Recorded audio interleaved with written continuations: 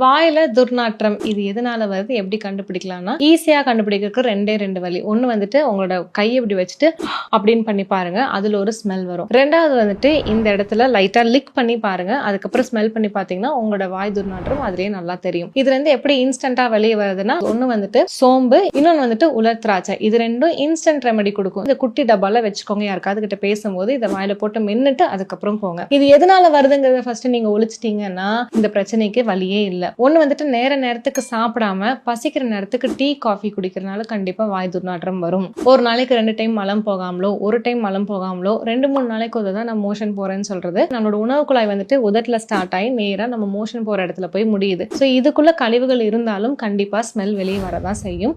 சாப்பிட்டதுக்கு அப்புறம் வாய் கொப்பளிக்காதனாலையும் தேவையான அளவுக்கு தண்ணி குடிக்காதனாலையும் இந்த வாய் துர்நாற்றம் வரும். நான் சொன்ன விஷயங்கள்லாம் கரெக்ட் பண்ணுங்க. அப்படி இல்லைன்னா இன்ஸ்டன்ட் ரெமடியான சோம்பு, அப்படி இல்லைன்னா ட்ரை கிரேப்ஸை கூடவே கேரி பண்ணுங்க. எனக்கு உண்மையாலுமே வாழ்க்கையில யாரை பார்த்தும் பெருசா பொறாமையாலாம் இருக்கவே இருக்காது. ஆனா ஒரே ஒரு ஆளை மட்டும் பார்த்தா பொறாமையா இருக்கும். யார் அப்படின்னா, சூப்பரா சமைக்கிறவங்கள பார்த்து. அது வந்துட்டு அப்படியே எஃபர்ட்லெஸ்ஸா சரன்னு நீங்க பண்ற மாதிரி பண்ண ஆரம்பிச்சிட்டாங்கன்னா, யார்கிட்டையும் கையேந்தி நிக்கணுங்கிற ஒரு அவசியமே இல்லாம போயிடும். நம்ம சமைச்சோம், நம்ம சாப்பிட்டோம், நம்ம வாழ்ந்தோம். அதுக்காக மட்டும் தான் நம்ம வாழ்றோம்.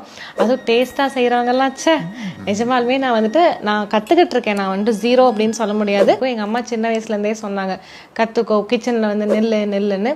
நான் பெரிய இவளாட்டம் கிச்சன் சைடே போகாம இருந்தேன்.